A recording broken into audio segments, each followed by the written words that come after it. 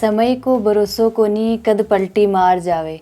जो लोग कल तक धन, व्यापार और पैसों के पीछे रात दिन भाग रहे थे, वो आज चार दीवारी में कैद होकर रह गए।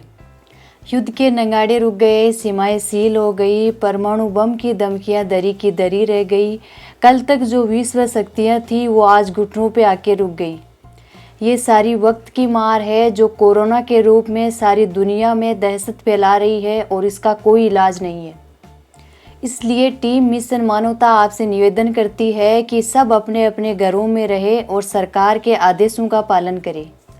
आप दुनिया के लिए एक व्यक्ति मात्र हो, लेकिन अपने परिवार के लिए आप ही दुनिया हो। इसलिए मेहरबानी करके अपने घर में ही रहे, अपने हाथों को अच्छे से साफ करें, खाना अच्छे से पकाए व कच्चे खाद्य पदार्थों का उपयोग कम से कम करें और खांसते छींकते समय अपने मुंह पे मास्क या रुमाल का इस्तेमाल ज़रूर करें। अगर आपके आसपास कोई व्यक्ति बाहर से आया है तो उसकी जांच कराने के लिए उसे प्रेरित करें।